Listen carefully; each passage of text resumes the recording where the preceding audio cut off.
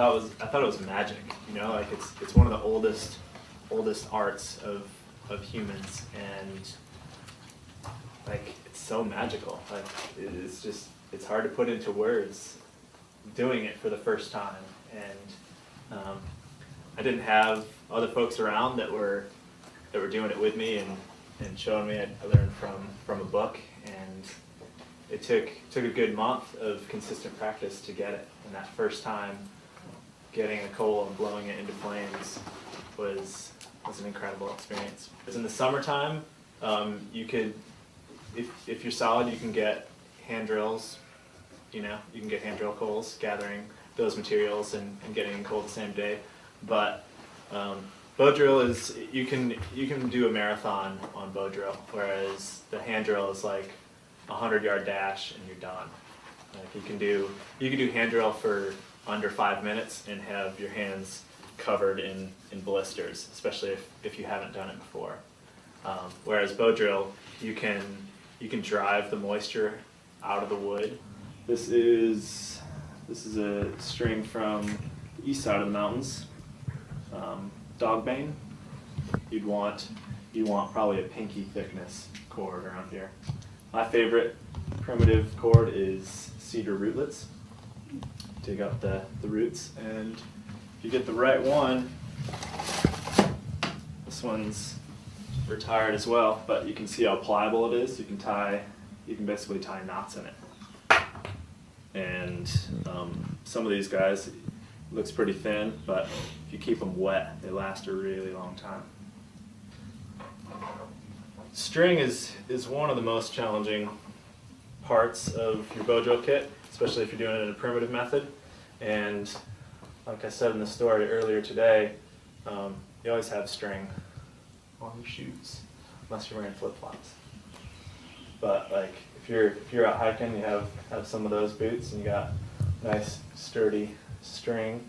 One thing I do with my shoes is I'll take the normal kind of thin shoelaces out, and I'll put parachute cord in them. Have your fireboard, and fireboard will quickly build up sockets, holes on the top, and then you'll need to cut a notch in there. And the notch is for collecting dust and fine powder that comes from the spindle and the fireboard rubbing together. It's black, fine charcoal powder. This is your handhold, called so because you hold it in your hand. And this is your spindle. And two ends. Often I'll carve this more to a point, so you can see in this. You're just burning your socket right now, so you don't want to wear yourself out. Kind of mark the edges, and then find the center point in between those two. You're looking for the ridges, and so the ridges of the wood are going to be at the top and bottom, and then the third ridge is going to be in the middle once those top and bottom parts are removed. So with all this, we didn't really talk about conservation of energy, but it's one of the key principles to survival, whether you're a human or an animal. There's always ways to save energy. The more energy you save, the less you're going to have to replace.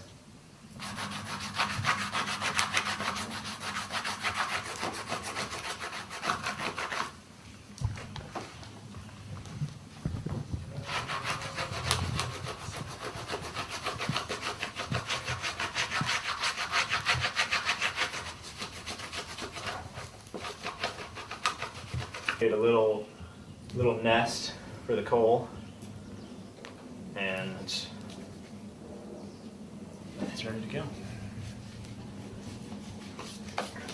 I'm right-handed, so I have my left foot on the fireboard, and my knee is directly behind it. You don't want your knee out here, because then you're just going to hit your leg. So scoot back a little bit, and then your third piece of your tripod is kick your leg out behind you, so you're nice and sturdy. Then with your left arm, reach it around your leg and you lock this. So ideally the only thing that's moving is your arm.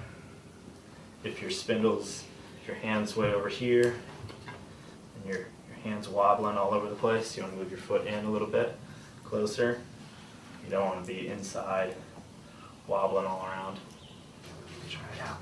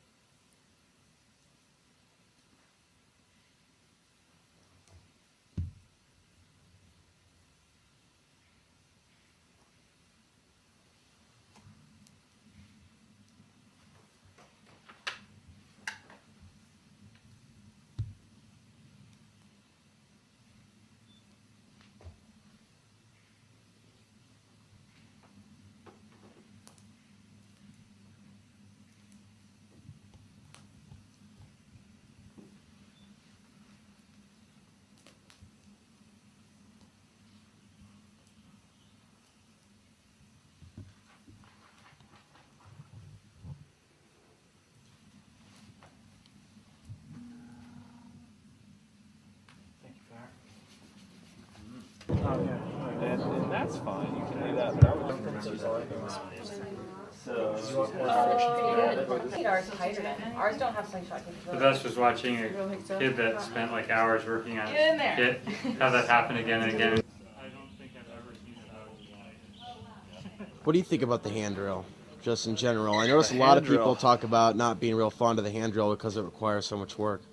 Well, I think that the hand drill is a lot more of a simpler technology because you only got the two pieces. You got this, your spindle and your fireboard, whereas the bow drill has a lot more components to it. The hand drill is typically used and is a lot more efficient in drier climates. You can definitely use a hand drill, and people have been very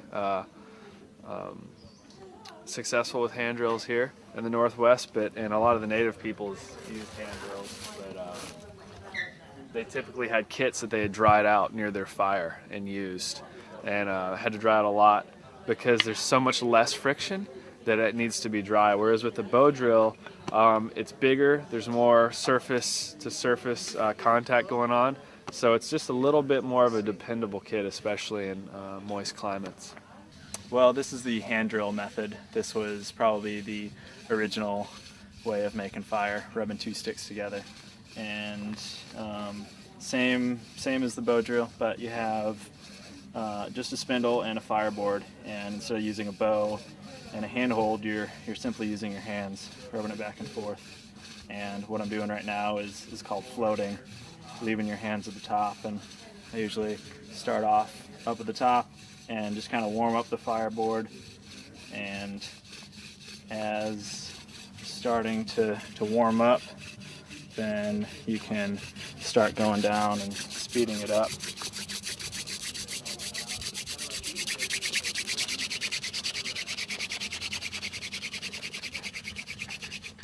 And then you just start back up at the top. So you're working your hands down. Exactly. And you want to keep a good amount of downward pressure, and that's the challenge. That's why this is often harder than the bow drill, even though it's simpler in theory. What kind of wood do you want to seek out for the bottom there? The fireboard and the spindle, you want it to be kind of a medium hardwood. Right now I'm using mock orange, and the fireboard is a cedar.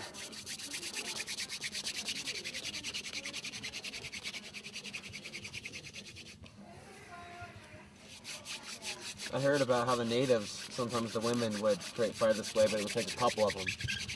Yeah, this is a cool one to do with a big group of people.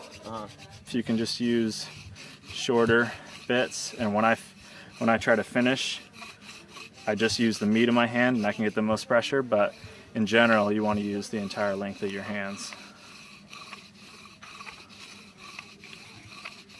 That's going to be way more efficient. Some folks just use one hand and it just doesn't work. You know, you want to have it nice and smooth, nice and even, and you can see at the end I'm just slightly lifting tips of my pinkies up, and that's allowing me to stay at the top as opposed to having to go down every time, because every time you stop at the bottom, then you have to pause and you lose a little heat. So this is a way of conserving the heat.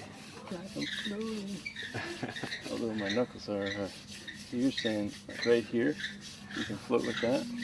Yeah, it's harder. You know, it's a lot easier to use your whole hand. But if your bones are hurting, you know, sometimes you do what you got to do.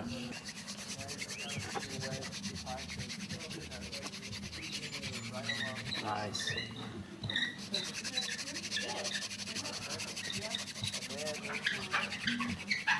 Makes sense?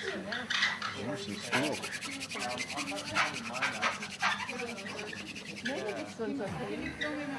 Oh yeah.